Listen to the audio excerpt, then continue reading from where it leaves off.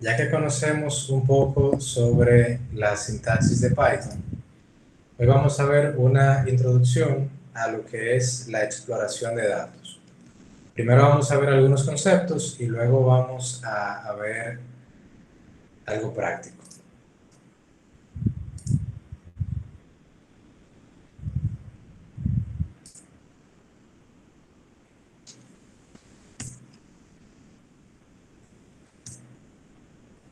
Un concepto básico sobre los tipos de datos, y es que podemos tener datos cuantitativos y cualitativos. Cuantitativos, aquellos datos que expresan valores numéricos, y cualitativos, aquellos que expresan categorías o propiedades. Dentro de los cuantitativos tenemos datos discretos y continuos. Datos discretos son aquellos datos enteros que no admiten posiciones decimales, y datos continuos son aquellos que sí admiten posiciones decimales. Entonces, dentro de lo que es la calidad de datos, hay una serie de factores a tener en cuenta antes de empezar a trabajar con los datos. Primero es que en los datos puede haber presencia de ruido. Dígase que estemos trabajando con, vamos a decir, los datos de los salarios de nosotros, y aparezca alguien que tiene un salario cero, alguien que tiene un salario que es 200 millones. Esos datos se califican como ruido porque son datos que están demasiado divorciados de los datos reales, que por lo general son datos incorrectos. Si no son incorrectos, ya no se califica como ruido. Ruido es cuando son datos incorrectos. Valores atípicos son valores que pueden parecer ruido, pero que sí son valores correctos. Están divorciados del promedio de los datos que estamos utilizando, por decirlo así. Son datos que están o muy separados, muy arriba o muy abajo de lo que es el promedio de datos. Y se consideran valores atípicos, valores no comunes o poco probables, pero que sí son correctos. Entonces, esa es la diferencia entre el ruido y valores atípicos. El ruido son datos incorrectos, muy divorciados. Valores atípicos son datos muy divorciados, pero que son correctos. Entonces, hay que ser muy cuidadoso a la hora de elegir los datos con los que vamos a trabajar, porque podríamos estar descartando un valor atípico por pensar que es ruido, pero realmente es un valor o una variable que sí aporta mucho al análisis que vamos a realizar. Otro problema de calidad de datos son los datos faltantes. Digamos que tenemos un conjunto de registros, pero hay registros que le faltan datos en algunas columnas. Si son columnas claves en nuestro análisis, habría que tomar ahí diferentes estrategias con esos datos faltantes. Ya sea que decidamos estimarlos, por ejemplo, digamos que podemos extrapolar o intrapolar cuáles serían los datos que van en esa celda o en ese campo y determinarlo nosotros. Otra cosa que podríamos hacer, otra forma de abordar los datos faltantes es no tomando en cuenta esa columna para el análisis si hay muchos datos faltantes, o no tomar en cuenta el registro como tal. Si por ejemplo de 1.000.000 de registros, solamente 20 registros tienen datos faltantes para esa columna, pero la columna es importante para el análisis, eliminamos esos 20 registros y hacemos el análisis sin ellos. Otro inconveniente de la calidad de datos es la inconsistencia. Dígase datos que difieren en una fuente o en otra perteneciente a la misma entidad. También podría estar la duplicidad, y también podríamos tener datos que no sean representativos, o sea, datos que no representen ese conjunto de datos que estamos utilizando. Hay algunas características generales que tienen los conjuntos de datos. Una de ellas es la dimensionalidad. La dimensionalidad no es más que los atributos de ese objeto o del conjunto de datos. Digamos que tenemos una tabla que tiene 500 campos. Esa sería la dimensionalidad, esos 500 campos. y es una de las características de los conjuntos de datos, que tienden a tener gran dimensionalidad cuando se trata de este tipo de análisis. Porque en el primer paso, que es el preprocesamiento y exploración de datos, que es donde seleccionamos cuáles datos son con los que vamos a trabajar, se le llama comúnmente a ese paso reducción de dimensionalidad, que es donde si tenemos 100 campos, elegimos de esos 100 cuáles son los que vamos a utilizar en el análisis. En esa reducción de dimensiones, lo que se hace es escoger cuáles son los datos más apropiados. Y en ese primer paso, como se reunió datos de muchísimas fuentes diferentes, podemos tener tablas planas. Si por ejemplo teníamos 5 tablas que estaban relacionadas entre sí, que tenían datos de una entidad, ahora podríamos tener todos esos datos en una sola tabla o en una sola entidad. Por eso la dimensionalidad se ve tan exorbitante y por eso se hace la reducción de dimensionalidad. Dependiendo del análisis que vayamos a hacer, seleccionamos cuáles son los atributos más apropiados para ese análisis. Otra característica importante es la dispersión. ¿Qué tan separados están unos de otros? ¿Qué tan atípicos son los datos? ¿Qué tan distantes o tan lejanos están? Porque de eso va a depender en gran medida nuestro análisis. Si por ejemplo calculamos el valor promedio de 4 valores, 2 de esos valores son 0 y 2 valores son 100, el promedio es 50, pero la dispersión es grande. El rango o la varianza de esos valores es muy amplio. Entonces quizás podamos calcular efectivamente algunos elementos, pero otros no. Si quisiéramos saber por qué algunos aprobaron con 100 y otros terminaron en 0, se puede complicar un poco, porque hay dos extremos muy distantes.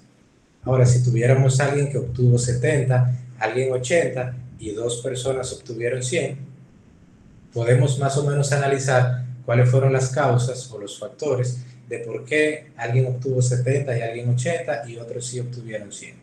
Pero si 2 obtienen 0 y 2 100, es más difícil llegar a una conclusión. Y la tercera característica es la resolución. Los patrones de los datos dependen mucho de su nivel de resolución. Por ejemplo, dependiendo del nivel de resolución en el que evaluemos unos datos, podemos obtener unos resultados o podemos obtener otros. Si estamos evaluando la atmósfera, las nubes, y estamos utilizando un nivel de resolución de 4 o 5 horas, podemos ver cómo esas nubes se mueven. Si estamos usando un nivel de resolución de 4 o 5 años, va a ser muy difícil analizar el comportamiento de esas nubes porque vamos a tener demasiadas. Igual que si, por ejemplo, analizamos las ventas en un comercio y evaluamos en base a 8 horas, y esas 8 horas la elegimos en un día pico como Black Friday, y hacemos otra evaluación que sea a un mes y evaluamos el mes de enero o febrero, que son los meses donde menos se vende. Podríamos llegar a la conclusión de que en esas 8 horas se puede incluso vender más que en un mes completo, pero porque están a nivel de resoluciones diferentes, por eso los resultados son diferentes. Entonces es importante tener en cuenta siempre el nivel de resolución, que va muy ligado a niveles de tiempo. Cuando estamos haciendo un análisis, si estamos evaluando un mes, una semana, 2 semanas, y qué condiciones tiene ese rango o esa caja de tiempo.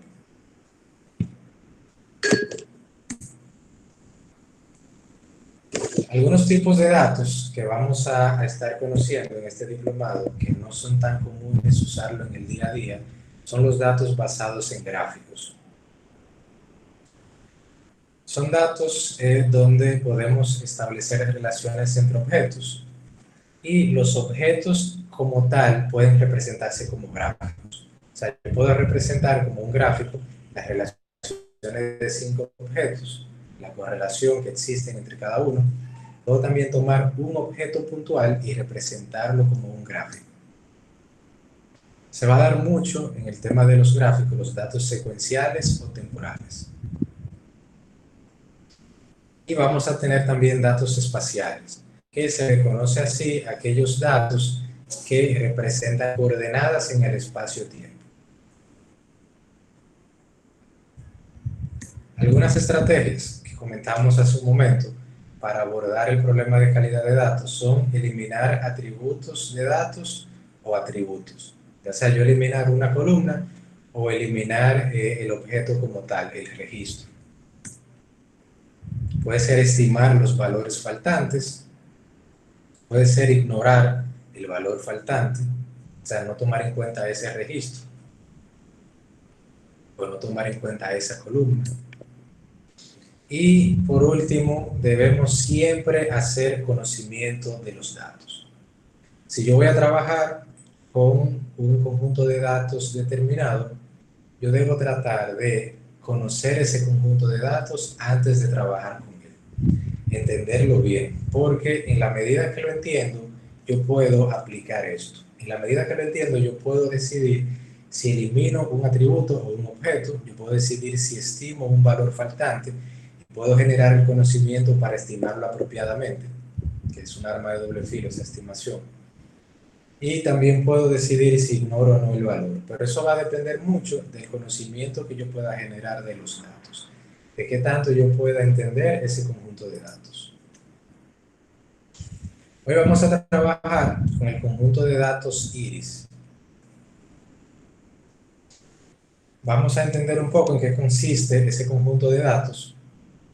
Es un conjunto de datos que consta de 3 clases o 3 tipos de iris. Iris es una flor.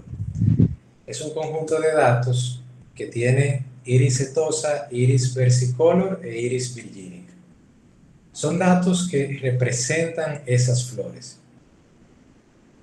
Fue un investigador que tomó medidas de los pétalos y de los sépalos, tanto del largo y del ancho de esos 3 tipos de iris. Y los almacenó todo en un conjunto de datos. Entonces, ese conjunto de datos se utiliza mucho cuando uno está aprendiendo, porque es un conjunto de datos que ha sido muy madurado y que viene ya por defecto en librerías de Python. También viene por defecto en R. Cada flor tiene características particulares. Cada flor tiene un tamaño de pétalo y una longitud y un ancho. Dependiendo de ese tamaño, podemos hacer un modelo que pueda predecir, cuando le pasamos un conjunto de datos de iris, a qué flor pertenece. Hoy todavía no vamos a hacer la predicción.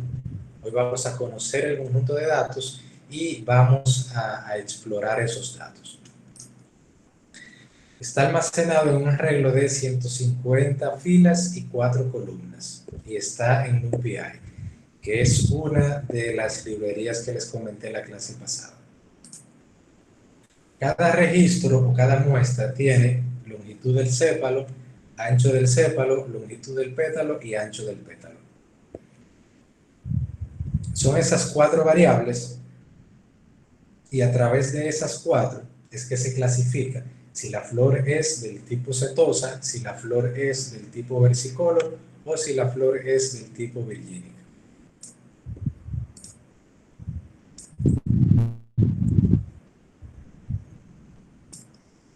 Entonces, vamos a hacer un breve ejemplo de ese dataset.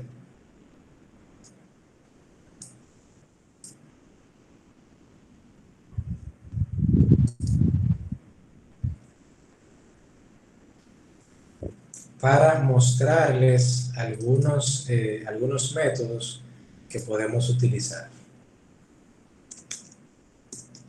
Vamos a llamarle datos a este archivo.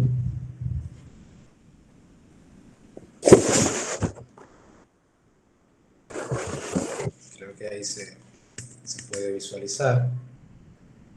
Entonces, lo primero que vamos a hacer es importar desde scikit-learn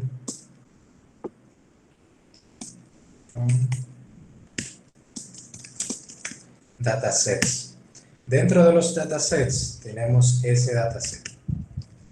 Vamos a llamarle a esto data y vamos a decir que esto va a ser igual a datasets. Si se fijan aquí, Hay un conjunto de datasets diferentes o conjuntos de datos que podemos utilizar.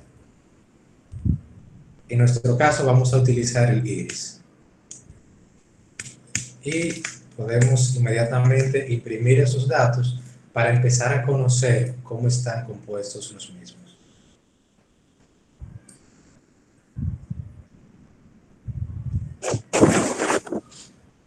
Aquí debajo vemos los datos de ese dataset. Es un arreglo, tiene 4 columnas, que son las 4 variables que les mencioné hace un rato, y en cada variable hay un valor. Es la medición de la longitud de esa variable.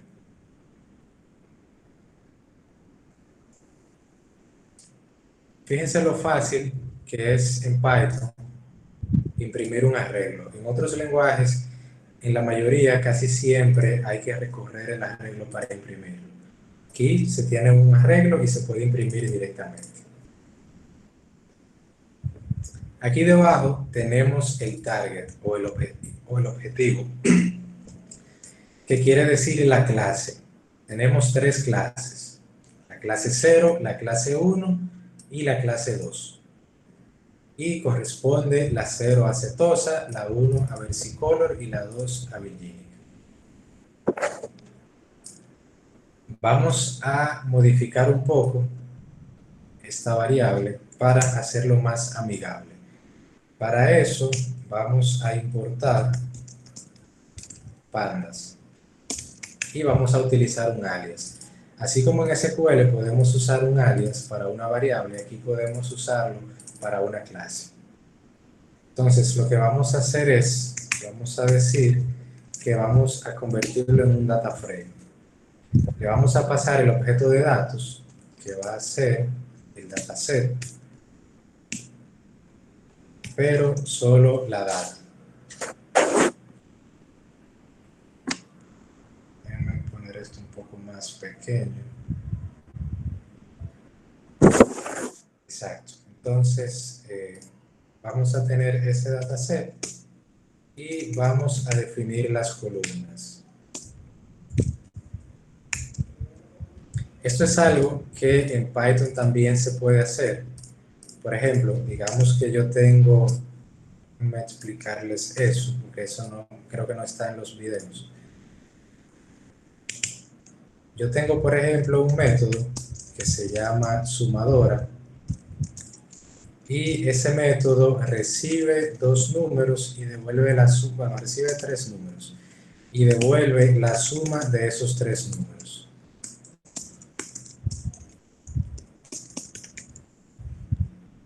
Exacto. Entonces yo puedo desde aquí invocar ese método que se llama sumadora, pasarle 3 números y él me imprime esos 3 números.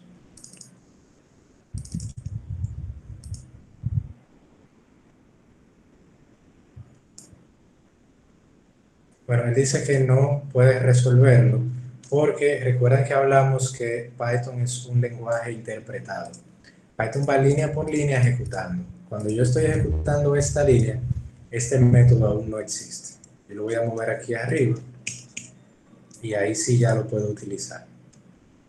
Entonces, si ejecutamos, él va a devolver, bueno, debo imprimirlo para ver el resultado. Él va a devolver la suma de esos 3 números, que son 15. Y aquí me imprime el 15. Ahora bien, yo podría especificar valores por defecto. Y eso hace que esos parámetros sean opcionales. Si por ejemplo yo solamente le paso el 5 y el 3, él tomaría los parámetros en el orden que yo los estoy pasando. El primero, el 3, corresponde al número 1, este corresponde al número 2, y el número 3, que no lo estoy proveyendo, él le va a asignar el 1, que es el valor por defecto en caso que yo no le asigne 1 en la invocación. Entonces ahí la suma sería 9. Tenemos aquí el 9. Y yo puedo al momento de la ejecución también especificarle qué parámetro le estoy pasando. porque él toma los parámetros en orden. Pero si, por ejemplo, yo solamente quisiera pasarle el número 2 y el 3 y no quisiera pasarle el 1, yo puedo decir que esto va a ser número 2 y que esto va a ser número 3, que es lo que estoy haciendo aquí con las columnas. Le estoy pasando solo dos valores, pero yo no quiero que él los tome en el orden que se los paso, sino que yo le digo a qué variable va a asignar cada uno. Si dentro del método imprimimos las variables, podemos verlo.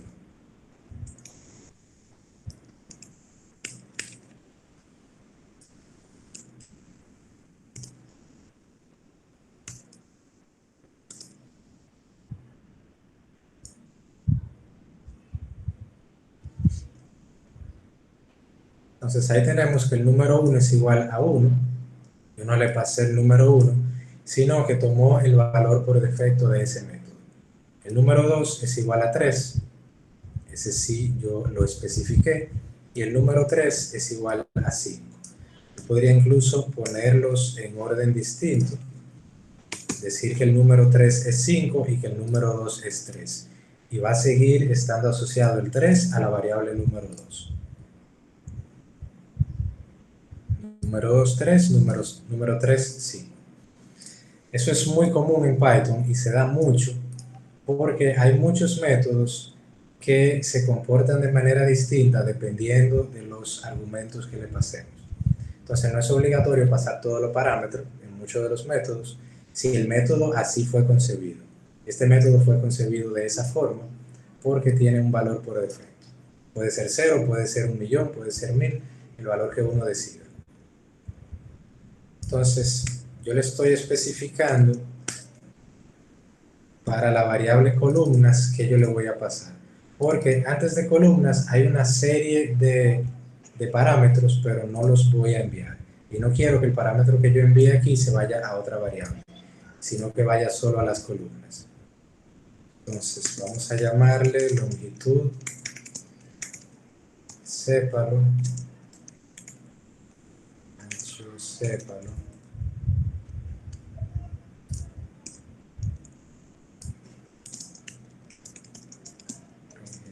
Pétalo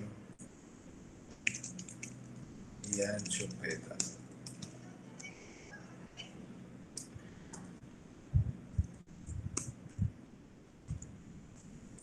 Bien, entonces ahora vamos a imprimir nuestra variable data, que ya la convertimos en un data frame.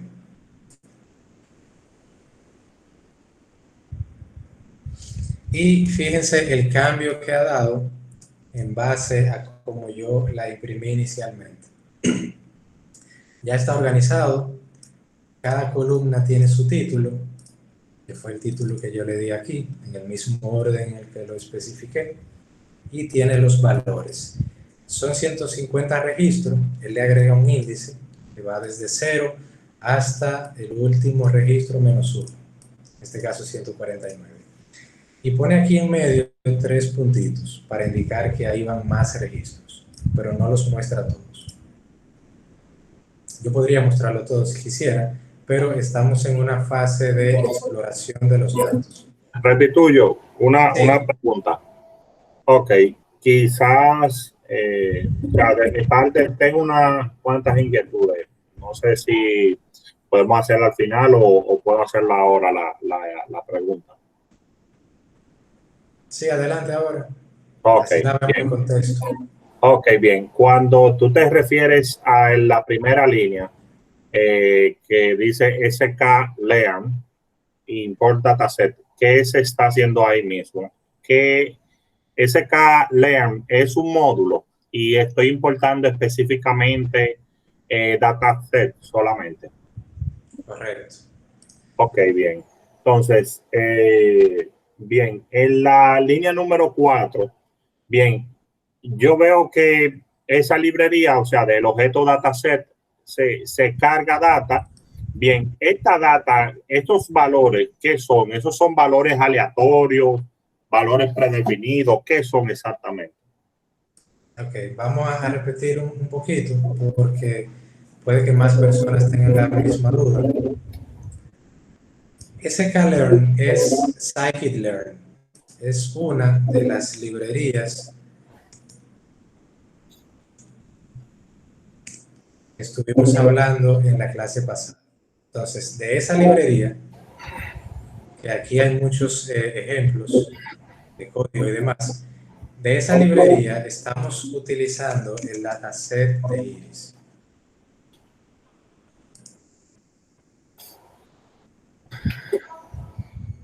Bueno, aquí hay un ejemplo del dataset de Iris, pero déjenme mostrarles a qué corresponden esos valores. Si pudiera, compañero, Estos valores pausar su micrófono son, para escuchar solo al profesor.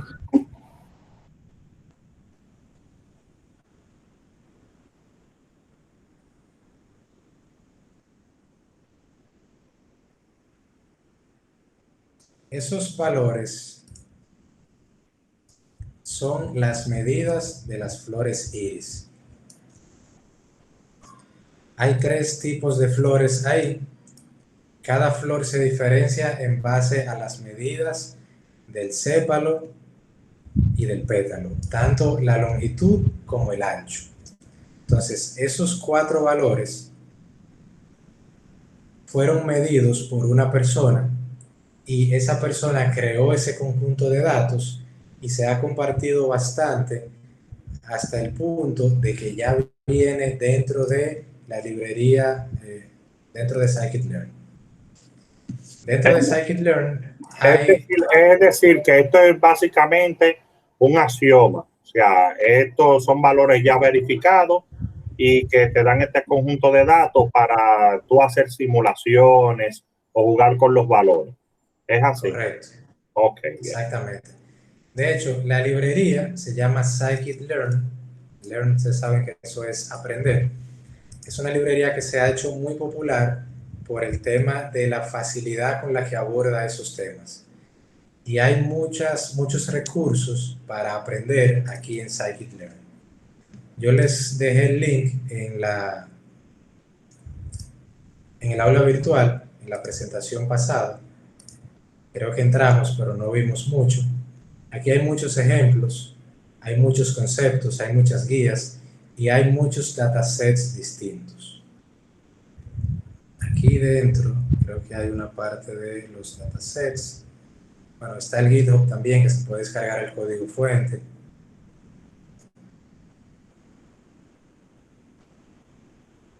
Es una librería muy utilizada, que a lo largo del diplomado vamos a ir tocando algunos aspectos. Entonces, este conjunto de datos corresponde a esos 3 tipos de flores. Y esos números son las medidas de la longitud del sépalo de esa flor, el ancho del sépalo, la longitud del pétalo y el ancho del pétalo de la flor. De acuerdo a esas 4 medidas, cada registro se va a clasificar como una flor de un tipo o como una flor de otro tipo dentro de Iris. Si se fijan, hay diferencia en los valores, aunque muchos se mantienen dentro del mismo rango. Porque al ser el mismo tipo de flor, solo 3 variaciones, el cambio no es tan drástico. Ahora, en la parte que estamos viendo es una exploración a ese dataset, donde vamos a conocer algunos métodos que nos pueden ayudar a entender el conjunto de datos con el que vamos a trabajar.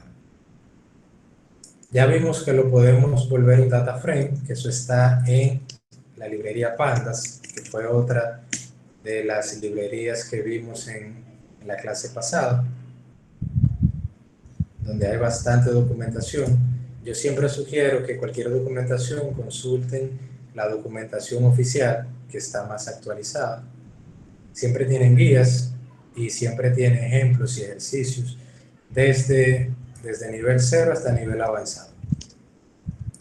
Entonces, ahí estamos mostrando ese dataset. Ahora, Profesor, disculpe. sí. Cuando usted habla de la clase pasada, yo no recuerdo que habíamos entrado a ver esas librerías en la clase pasada. No sé si estaba un poquito confundido o quizás yo no lo vi, pero yo tuve la clase pasada completa y no recuerdo haber entrado a esas librerías que usted menciona, por ejemplo la de Panda. Sí, la vimos, pero no nos detuvimos a verla. En la diapositiva yo sí les dejé, les voy a mostrar, sí les dejé un link a esas librerías. Esto fue lo que vimos, instalación de Python y el IDE, y vimos un slide donde hablábamos de principales librerías. Ahí está Exacto, Pandas. exacto. Sí, no, a lo que me refiero es que no llegamos a entrar. Por No, eso que tengo la duda. no lo estamos haciendo O sea, hoy. no llegamos a ver el entorno, exactamente. Okay. Solamente lo Perfecto. comentamos. Exacto. Scikit-learn, que es la que estamos viendo. Vamos a ver un poco de Matplot al final y un poquito de Pandas. Les dejé los links, sí, porque una librería de esa, llegar a volverse un experto, a profundizar mucho, toma más tiempo que el mismo diplomado. Y realmente lo que vamos a ver son algunas pinceladas de cada librería.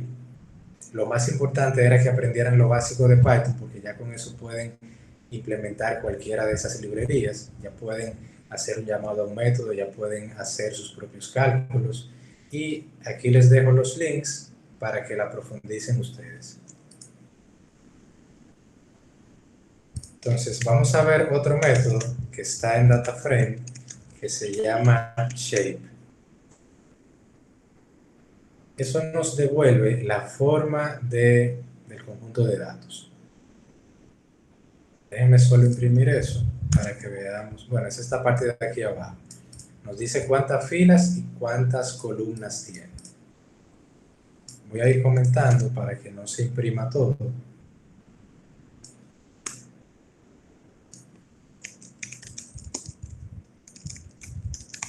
Tenemos también el método info, que nos devuelve información básica sobre ese dataset.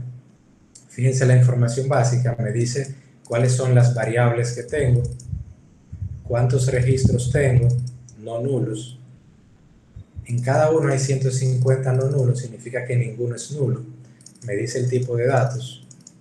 Es muy importante siempre saber con qué tipo de datos estamos trabajando, porque hay métodos que se aplican a un tipo de datos y métodos que no se aplican. Yo podría intentar imprimir, por ejemplo, data.método aleatorio.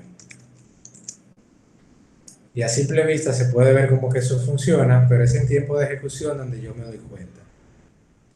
Y me da un error, me dice que ese objeto de tipo DataFrame no tiene ese atributo, método aleatorio. Entonces, por eso es bueno saber siempre el tipo de datos con el que se trabaja. Porque hay métodos que pueden aplicarse a un tipo de datos y métodos que no. Por ejemplo, el método info es un método de DataFrame. Cualquier objeto DataFrame, yo puedo aplicar ese método. Pero si es un objeto de otro tipo de datos, no puedo.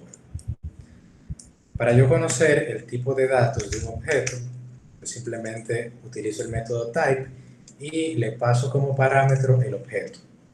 Si le paso el objeto data, él me va a devolver de qué tipo es el objeto data.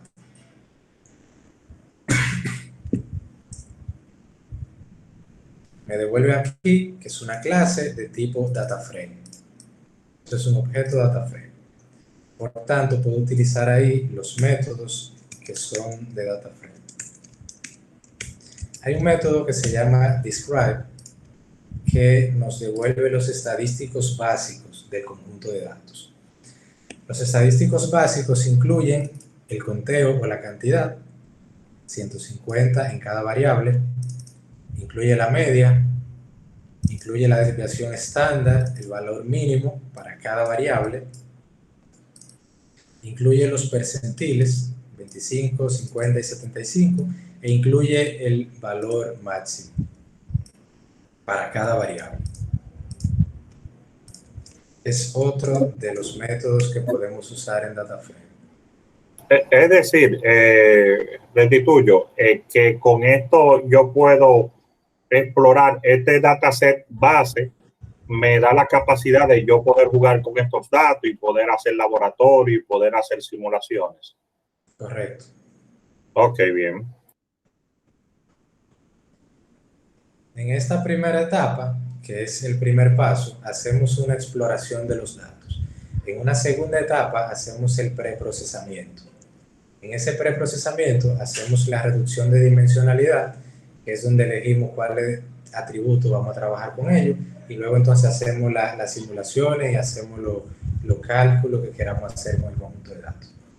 Esto es básicamente explorando. Es como si yo abriera el Excel y empezara a mirar, y empezar a poner fórmulas en mi Excel para yo ver cuál es el valor máximo, cuál es el mínimo, cuál es el promedio. Solo que aquí ya todo eso viene dado por métodos predefinidos. Le decía en la clase anterior que esa es una de las razones por las que se utiliza mucho Python para el análisis de datos, porque muchos análisis recurrentes ya están de manera predefinida aquí. Entonces, vamos a ver otro método, que es el método head, que se usa para explorar los datos. El método head devuelve los primeros 5 registros del dataset.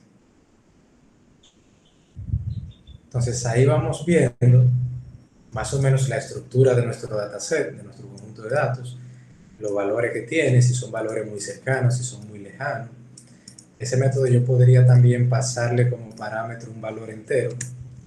Si le paso el valor 10, él me devolvería los 10 primeros registros de ese conjunto de datos. Si le paso, por ejemplo, 100, me devolvería los primeros 100 registros de ese conjunto de datos. Hace una división, sí, para que no se vea tan largo.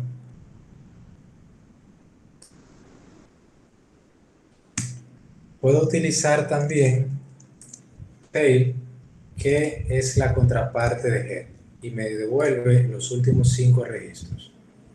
Y al igual que en head, yo también puedo especificarle mediante un parámetro qué cantidad de registros yo quisiera ver. Fíjense en los índices, que son los índices que se establecen en el data frame.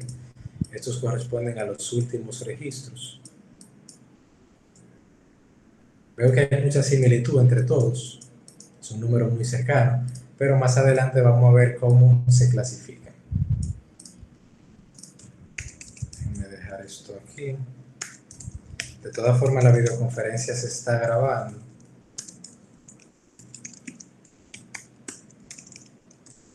Que pueden volver y repasar esto.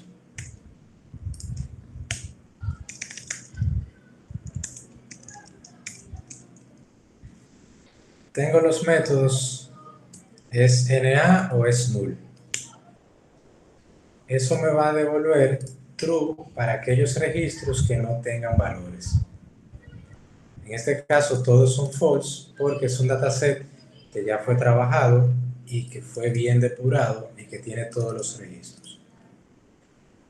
Para ver esto podríamos tomar ese dataset en formato CSV y modificarlo y ver la relación. Déjenme descargarlo.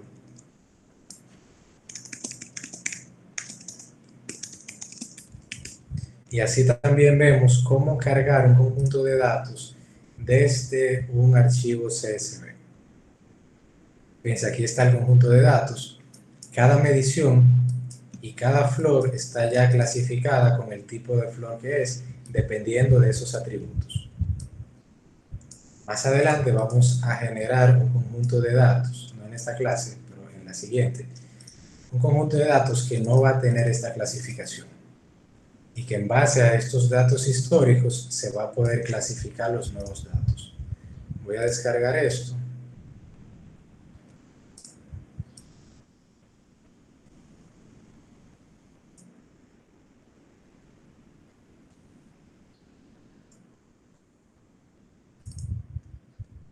Y ese dataset lo voy a agregar aquí en el proyecto.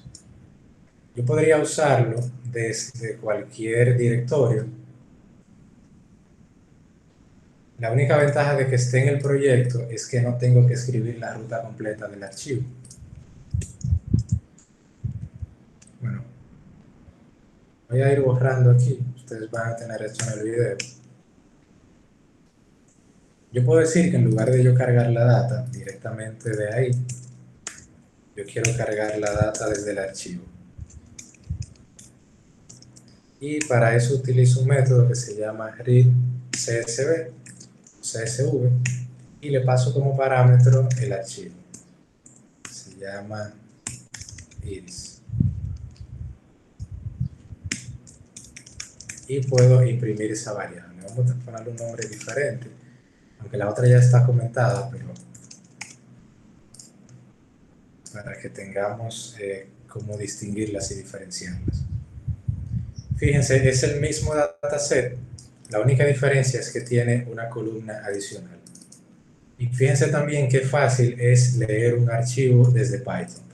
Si fuera, por ejemplo, en Java, habría que declarar en muchas instancias de buffer reader, input stream reader, hacer muchísimas cosas y luego recorrer línea por línea ese archivo. Y simplemente leemos un archivo en ese formato y podemos ya empezar a utilizarlo. Entonces, voy a entrar al archivo y voy a remover algunos valores para que podamos ver los métodos que nos dicen si hacen falta valores o no. Si hacemos entonces es NA,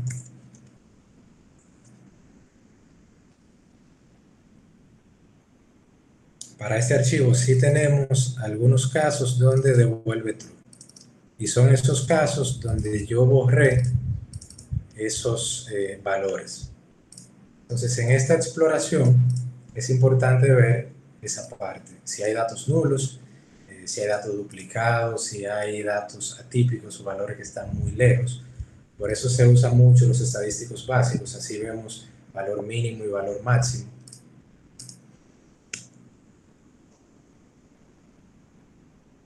Yo puedo también, como ya aquí los tengo clasificados por especies, yo puedo hacer un agrupamiento.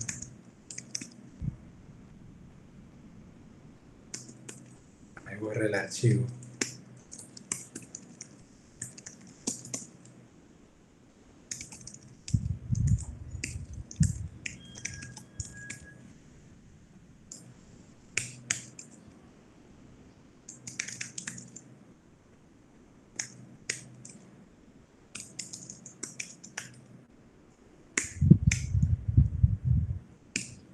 Puedo utilizar el método groupBy y le voy a especificar que lo quiero agrupar por esta columna. Y quiero que me devuelva el size o el tamaño para cada uno. Y puedo tener también esto, especies, tengo 50 tipos de flor setosa, 50 versicolor y 50 virginic, de tipo de dato entero de 64 bits. Eso también yo podría hacerlo de la siguiente forma.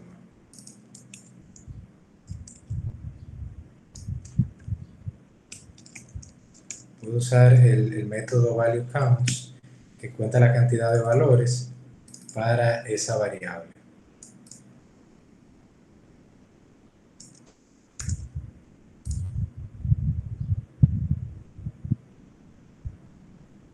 Y tenemos un resultado muy similar. Los datos estadísticos yo también podría obtenerlos de manera independiente. Yo podría buscar el máximo, me va a devolver el máximo para cada variable. Podría también especificar una variable. Podría también buscar el mínimo.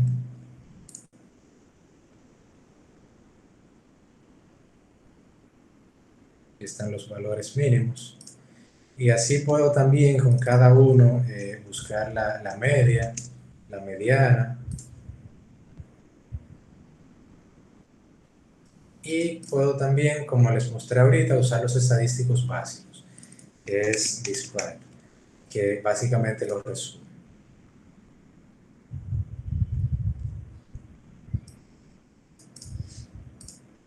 Ok, entonces,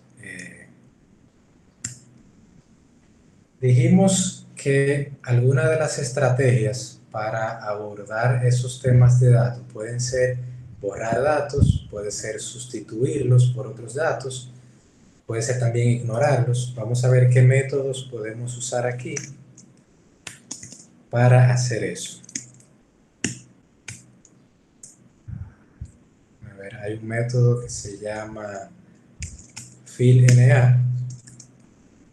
Ese método lo que hace es llenar aquellos valores que están vacíos.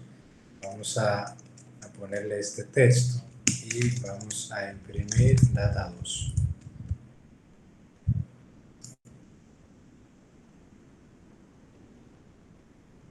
Fíjense que donde había valores vacíos, ahora fueron sustituidos por este valor que yo estoy indicando aquí.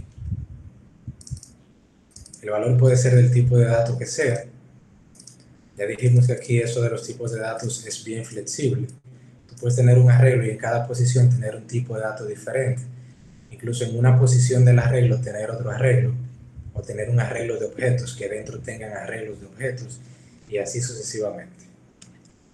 Yo también podría especificar que yo quisiera que para una variable determinada o para una columna determinada se rellenen con un valor y para otra columna se rellenen con otro valor. Para eso voy a crear un diccionario. Un diccionario es como un arreglo, pero tiene pares de clave y valor. Tiene una clave y tiene un valor.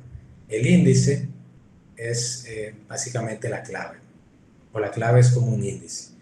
Yo puedo decir que voy a tener este tipo de flor, y para ese tipo de flor el valor va a ser 999.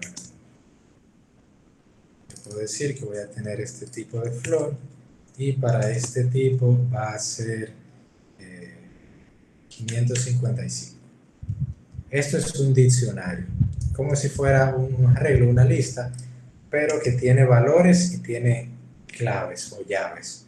Yo podría usar algo así, por ejemplo, nombre, y aquí le pongo Juan, edad, y aquí le pongo 195.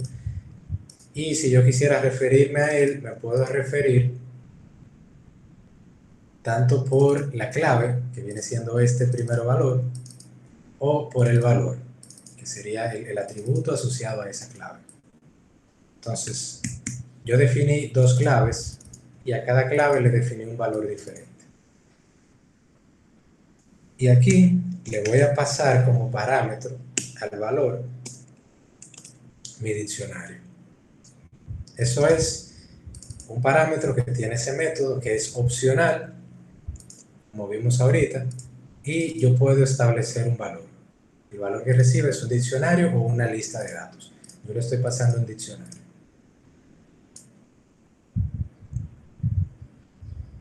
Entonces ahí, al pasarle el diccionario, donde se dé la clave de esta variable, le va a poner ese valor, que es 999, y donde esté la longitud del pétalo, le va a poner 555, que es esta otra variable. Y ahí podemos ir ya estimando valores. Claro, la estimación no va a ser un valor random que se va a poner como yo estoy poniendo acá, sino que se va a hacer un análisis detallado y cuidadoso. Se van a hacer unos cálculos y se van a estimar esos valores. Pero no son datos que se van a poner al azar, porque estaríamos introduciendo ruido en el conjunto de datos. Vamos a seguir explorando este dataset. Para eso, vamos a dividirlo en tres datasets distintos. En el primero vamos a tener dividido por especies, donde la especie sea igual a cetosa. Aquí yo estoy haciendo como si estuviera llamando un elemento dentro de un arreglo. Solo que en lugar de decir la posición 1 o la posición 2, estoy diciendo la posición de especies.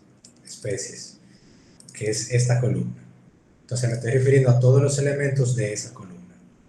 Cada vez que le encuentre un elemento de esa columna que sea igual a setosa, él lo va a almacenar en un data frame más pequeño, que es el que se va a guardar acá.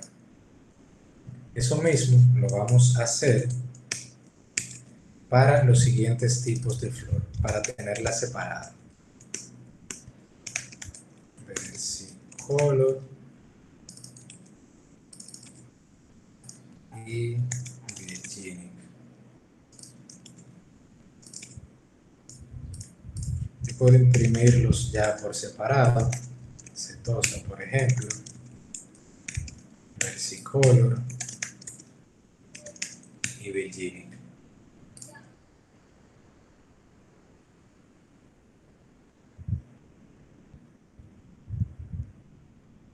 Bueno, aquí podemos ver la división donde le pone los títulos de las columnas y vemos que estaba distribuido de manera muy organizada. Las primeras 50 corresponden a setosa, las siguientes 50 a versicolor y las siguientes 50 a Virginic.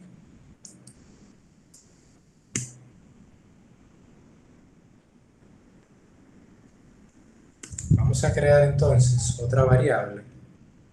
Vamos a llamarle B1 o B setosa. Y vamos a ver si podemos graficar ese dataset o ese conjunto de datos.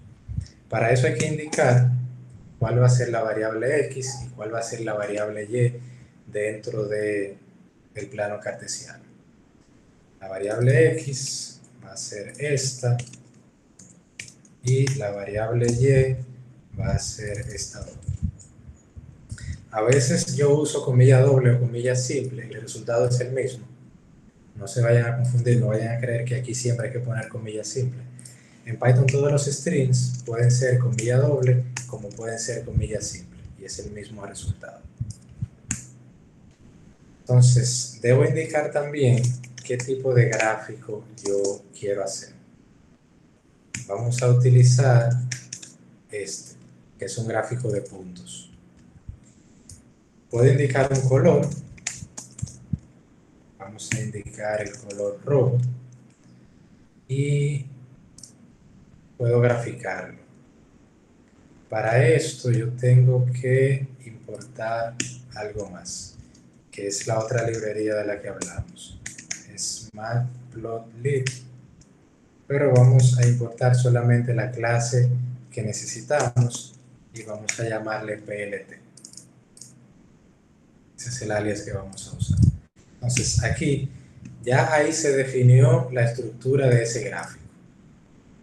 Puedo entonces hacer uso del método show y eso me debería generar el gráfico de setosa.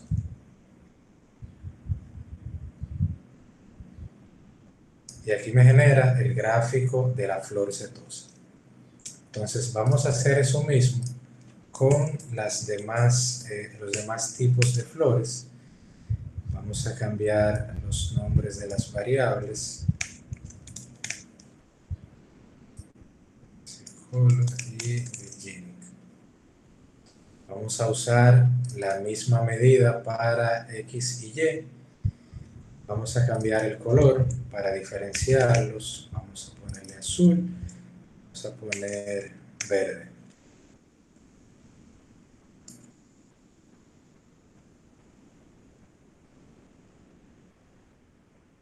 Y aquí me genera el gráfico.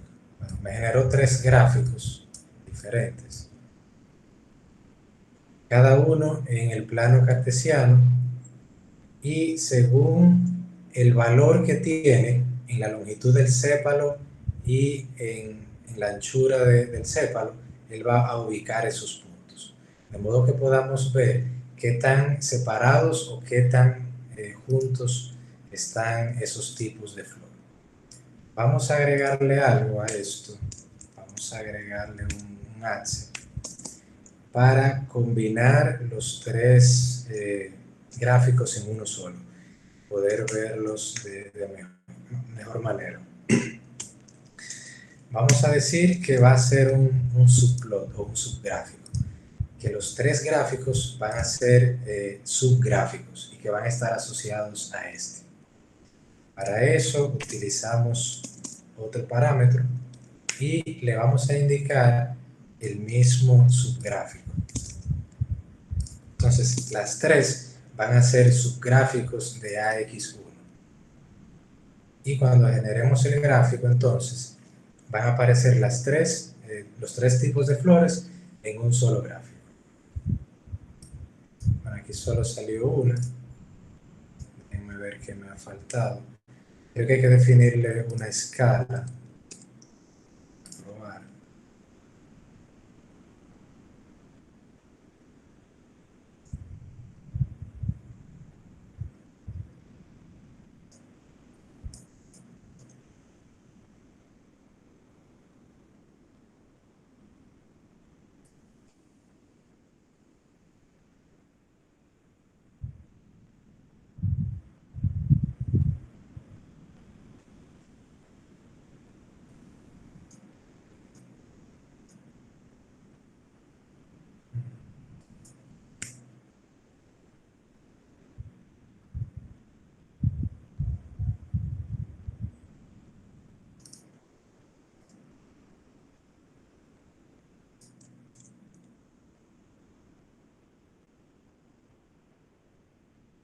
Ok, hay un error aquí.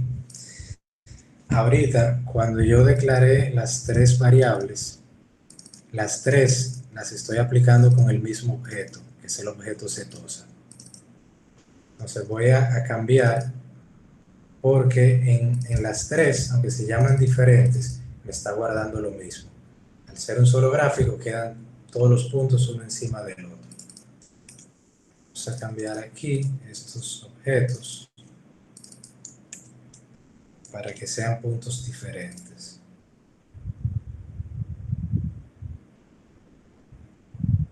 Exacto. Entonces ya sí tenemos una exploración gráfica de esos datos. Vemos ahí cómo el rojo, que corresponde a setosa, se diferencia grandemente de las otras dos en esas dos variables. Si tomamos variables diferentes, quizá el resultado sea diferente. Vamos a ver tomando otras variables.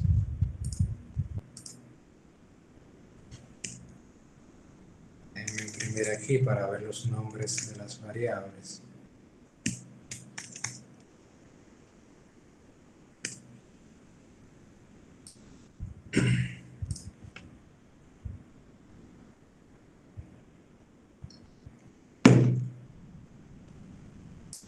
Vamos a cambiar entonces esa variable que estábamos usando y vamos a tomar en cuenta el pétalo.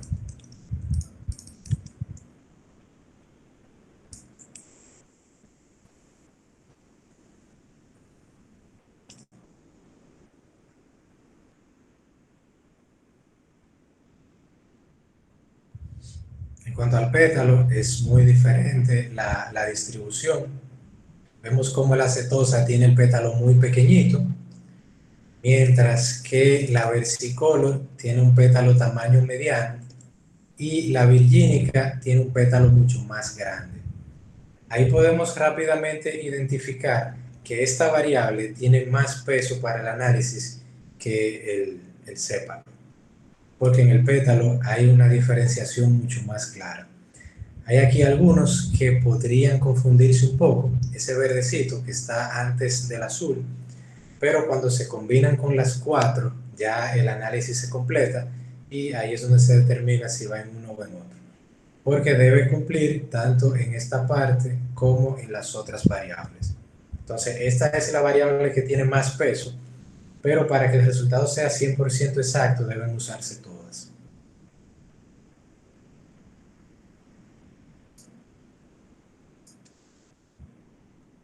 Estos son... Restituyo una Sí. pregunta. En la parte, quizás, ok, cuando se está desplegando este gráfico, eso quiere decir que las librerías gráficas para, o sea, para temas de manejo gráfico, ya se importan en la parte de arriba y simplemente con yo definir las variables del gráfico, explode y punto show, ya yo estoy mostrando lo que es mi gráfico. Sí, hay un tema y es que además de importarlas, hay que instalarlas. En este caso ya está instalada, pero si por ejemplo yo intento importar algo que no tengo instalado, vamos a decir ASD, él me va a marcar un error, yo me coloco ahí y en ese bombillito rojo me va a aparecer la opción que dice instalar. Le doy ahí y se instala y ya la puedo usar. Ok, eso quiere decir que previo a usar estos módulos, o sea, en los mismos hay oficiales que usted desplegó en la última, en el último slide, o sea, ahí dice los pasos para yo instalarlo en mi intérprete o Exacto. mi sistema operativo para poder tener estos módulos disponibles y simplemente importarlo y ya hacer este despliegue para análisis de datos. Correcto. Ok. Básicamente es el mismo proceso para todos. Aquí fíjense, PyCharm tiene una terminal, también se puede utilizar la terminal del sistema operativo y es básicamente escribir pip install y luego se dice el nombre del módulo, por ejemplo pandas, y ahí se instala pandas. Bueno, me dice está ya satisfecho ese requerimiento porque encontró que ya estaba instalado. Pero para todos es el mismo procedimiento. pip install y el nombre del módulo. Si no, al intentar importarlo aquí, te va a dar la opción de instalarlo ahí, desde ese IDE. Si usa otro IDE, puede usar pip install pandas. También tienen las instrucciones de instalación aquí. A ver, getting start.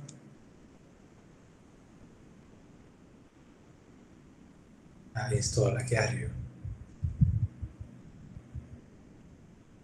Dice que utilice pip, que también se puede usar el paquete conda para instalarlo, y es escribir pip install scikit-learn. Y es el mismo procedimiento para todos.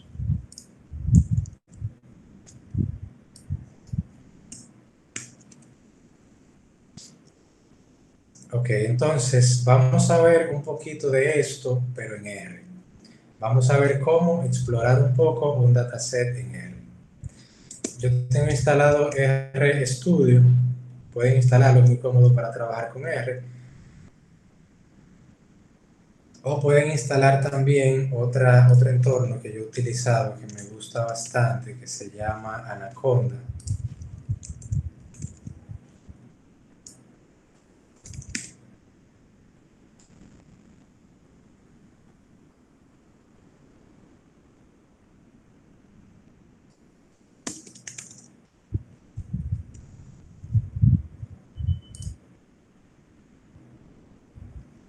Cuando lo tengo instalado.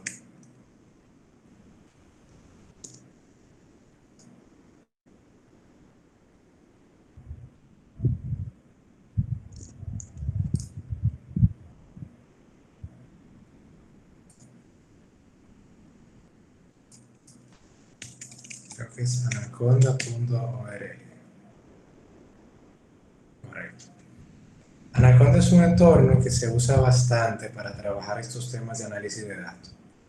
Tiene un intérprete de Python, tiene uno de R, tiene muchísimos recursos adicionales. Aquí se puede, bueno, una versión Enterprise también.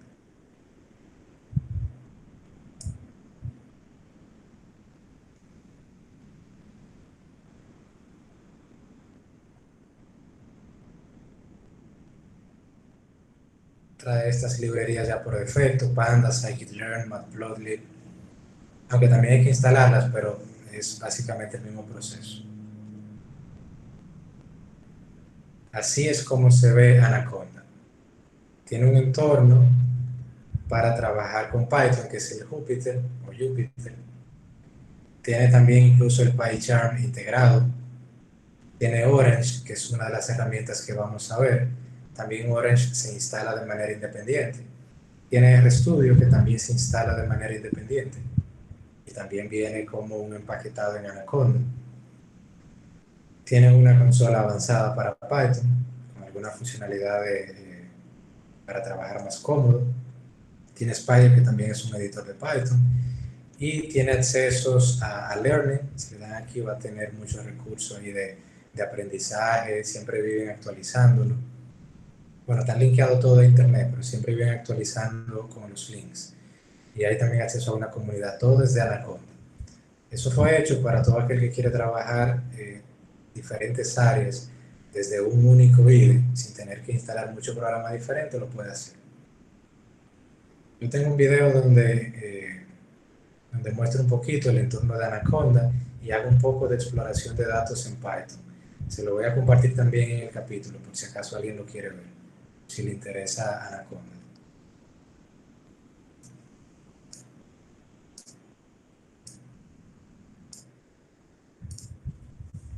Entonces, este es el entorno de R.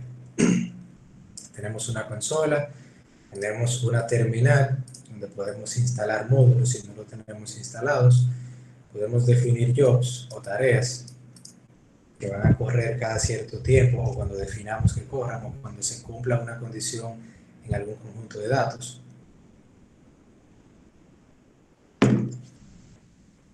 Aquí debajo vamos a ver los gráficos, podemos ver los paquetes que están instalados, podemos ver ayuda, un visor general, un visor de archivos que muestra la ruta del computador. Y aquí arriba vamos a ir teniendo las variables. Porque a medida que trabajamos en R, cada cosa que vamos haciendo se va almacenando en una variable. Aunque simplemente hagamos una impresión, se almacena en una variable. Y esa variable va quedando aquí arriba.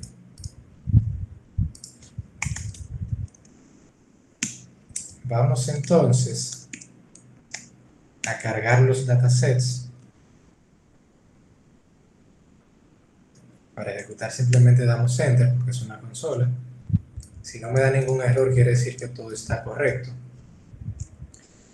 Para no confundirlos, vamos a cargar el mismo dataset de Iris, que está aquí en R también. Miren aquí donde se fue creando la variable. Dice ahí promesa. Promesa porque él no descarga todos los valores inmediatamente, sino cuando yo quiera verlos, para evitar consumo. Fíjense, el mismo dataset lo estamos explorando ahora desde el lenguaje R. R se usa bastante en estadísticas.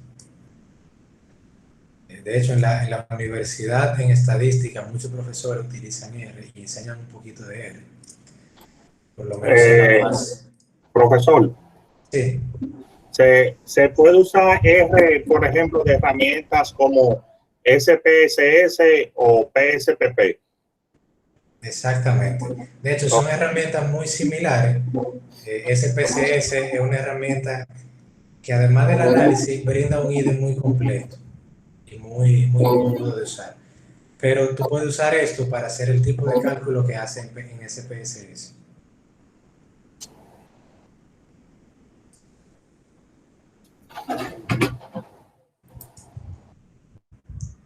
Vamos a poner mute. Aquí vimos el dataset de Iris, seguimos la exploración. Podemos ver un resumen o summary de Iris, que es básicamente los estadísticos básicos que vimos ahorita en el describe. Solo que aquí el formato en el que lo muestra es un poco diferente, pero es lo mismo. Valor mínimo, primer cuartil, la mediana, la media, tercer cuartil, valor máximo para cada variable y la clasificación de cuántas hay de cada especie. Hay métodos que incluso tienen el mismo nombre, como por ejemplo tail, que muestra los últimos registros del dataset, y como por ejemplo head, que muestra los últimos registros del dataset. Al igual que en Python, yo podría indicarle que quiero ver, por ejemplo, 6 registros. Aquí el índice empieza a contar en 1, a diferencia de Python que inicia a contar en 0, pero es básicamente lo mismo. Puedo ver también la dimensión de iris, la dimensión en cuanto a filas y columnas, o del dataset que esté utilizando en el momento. Puedo ver los atributos que tiene ese dataset, o los valores. Aquí me devolvió separado. Primero los nombres de las columnas, el tipo de dato o de clase que es un data frame, y los nombres de las filas, que vienen siendo estos índices de aquí. Puedo también decirle que quiero ver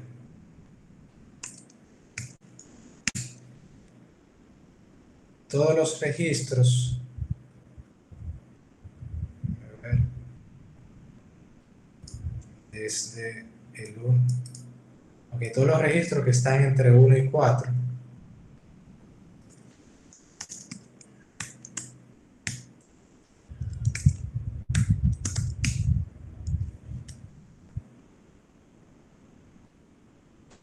A ver cómo es que esto se usa.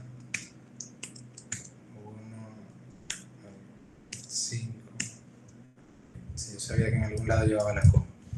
Ahí puedo ver todos los registros del 1 al 5. Hay que dejar una coma porque si no me lo trae todos. Puedo ver los registros por ejemplo, del 5 al 10.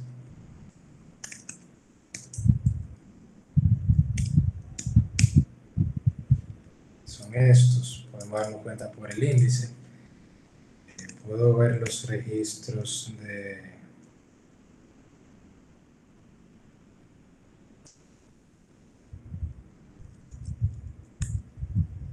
9 al 9, por ejemplo. Sería un solo registro. Y así podemos seguir haciendo exploración.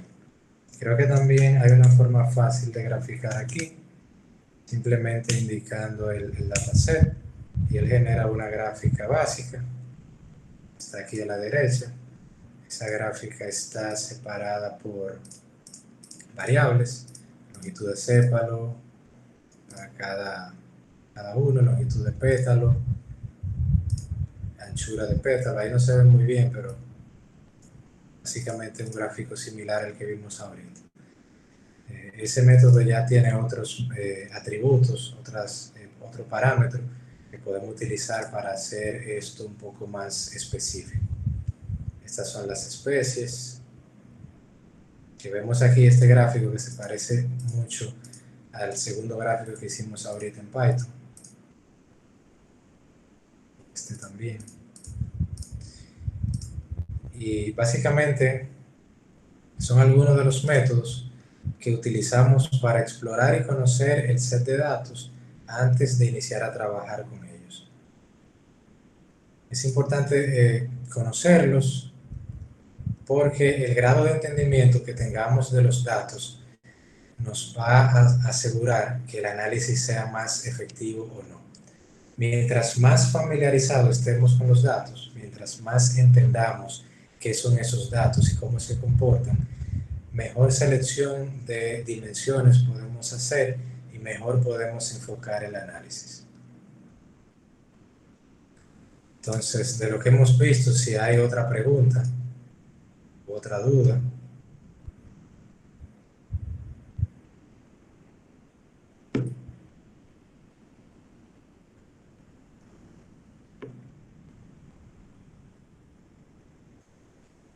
Tan pronto terminemos la videoconferencia, yo les voy a habilitar este tema, el tema de esta semana.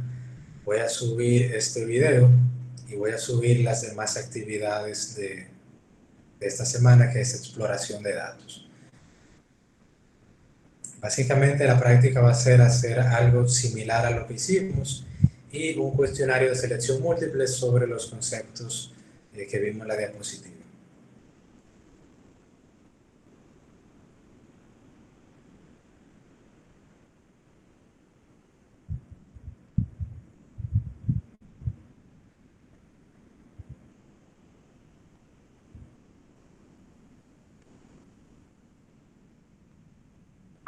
Entonces, profesor, vamos a utilizar R en esta semana. Sí, pero solo para hacer una exploración de datos básica, como la que yo hice casi ahora.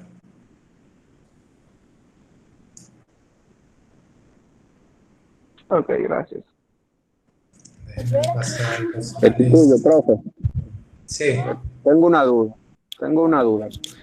Para sí. trabajar ya a ese nivel, en un ambiente de producción real, vamos a decir, eh, ¿es necesario saber a ese nivel tanto R como Python? ¿O simplemente yo puedo trabajar mis gráficos con Python o con R? Sí, tú puedes decidir con qué trabajar. Para Ok, algunas cosas, Python es más fácil, para otras cosas, R es más fácil. Por ejemplo, esa exploración rápida, sí, vimos que en R es mucho más rápido. Es solo escribir el comando y ya, y darle a Enter, y va guardando todo. Eh, Puede que para algo R te sea más cómodo y para otra cosa Python. En un entorno real tú eliges las herramientas. Tú incluso lo puedes hacer en otro lenguaje, aunque quizá muchas funciones va a tener que escribirlas tú desde cero. Pero no es que hay que saber, hay que ser un experto en R y en Python. Tú puedes enfocarte en uno de los dos y trabajar con ese. perfecto.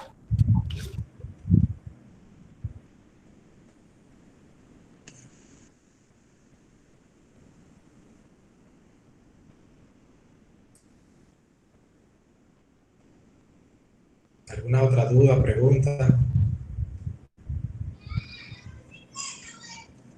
Otra preguntita. Sí, Vimos que en el ejemplo que tú cargabas ya unas librerías predefinidas, unos C de datos, pero entonces tengo una duda basada en eso. Si vamos a trabajar desde una fuente de datos, una base de datos SQL, Oracle, whatever, bases de datos, esas tablas, serían prácticamente similar a como lo hiciste. O sí, primero tengo que definir mi conexión y luego trabajar importando mi conexión, haciendo alguna instancia. sí. En Python es muy sencillo hacer una conexión a una base de datos. Se hace en una sola línea. Así como decíamos read CSV y leí el archivo CSV, hay un método para conectarte a una base de datos. Tú lo especificas, el usuario, la clave y cualquier parámetro Una adicional que pregunta. necesite. Y ahí entonces te conectas y puedes esos datos, si están en una tabla, llevarlos directamente a un data frame y trabajarlo como lo trabajamos ahora. Ok, Si alguien O tenía sea, otra profesor, pregunta. que a lo largo del diplomado estaremos entonces trabajando en diferentes, ¿cómo le diría? En Herramientas. diferentes procesos. Sí. Sí, es correcto.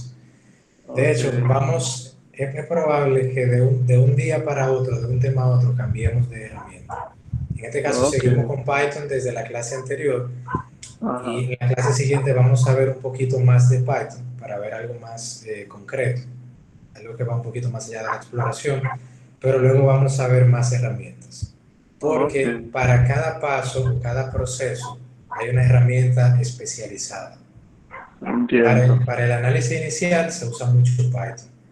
Ahora hay un proceso de ETL, que hay herramientas súper interesantes para hacer ETL, que no necesariamente es a través de código SQL, que también se puede, pero hay herramientas muy amigables que yo quiero mostrarles para que las conozcan.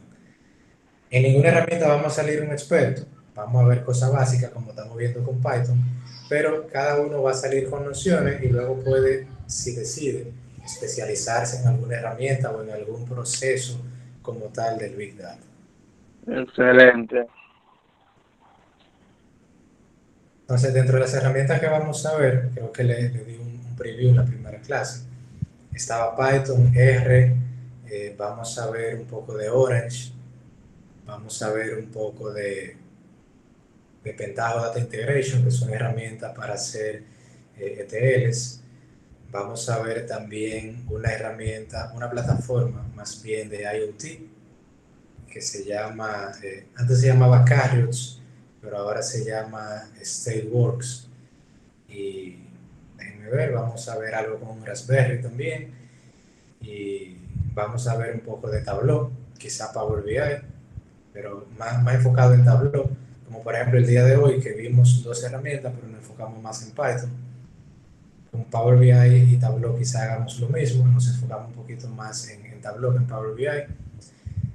Y así iremos viendo alguna herramienta diferente, porque cada etapa, cada proceso, hay una herramienta que es como especializada para esa etapa. Para el análisis tenemos Python, tenemos R, para las integraciones tenemos Orange, para las predicciones también, tenemos también Pentaho, para las visualizaciones tenemos Tableau, Power BI y algunas herramientas adicionales que complementan mucho todo ese ecosistema.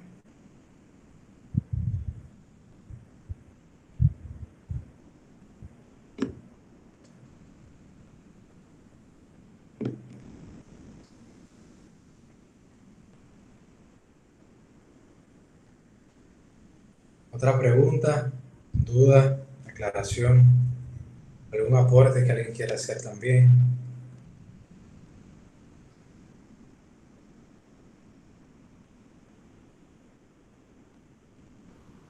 Sí, una pregunta. Supongo que habrá una práctica con respecto a esta clase, entonces quisiera preguntar más o menos en qué va a consistir la práctica. Sí, va a ser un cuestionario de selección múltiple para validar los conceptos que vimos al inicio en la diapositiva. Y la parte 2 de la práctica va a ser hacer una exploración de datos muy similar a la que hicimos ahora. Solo que yo les voy a pasar un dataset en un archivo CSV y lo van a cargar así como yo cargué el dataset de Iris en CSV. Y básicamente ejecutar algunos métodos.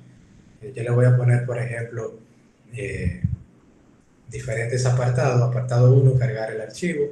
Apartado 2, qué usted o qué comando usa para visualizar los 10 primeros registros, los 10 últimos, cómo puede graficar y al final entregar un archivo con todo el código fuente.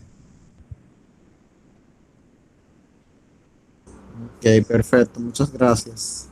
Okay.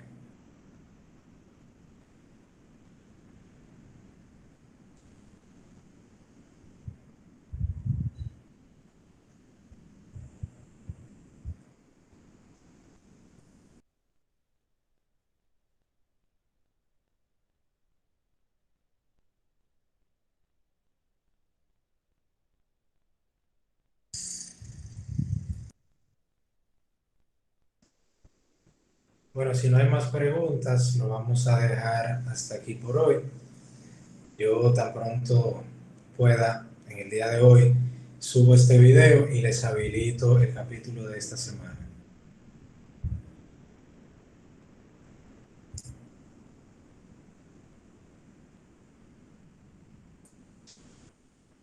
Bueno, hasta pronto. Gracias por participar a todos los que estuvieron y si alguien tiene pendiente la práctica anterior, todavía está disponible para que la hagan o para que envíen una corrección en caso de ser necesario. Perfecto. Gracias, profe. ¿Hasta cuándo podemos enviar la corrección? ¿Hasta qué día? Hasta el jueves está abierto. Perfecto. Muchas gracias. Pasa feliz noche. Igual, bye bye, gracias. Gracias a todos. Bye bye.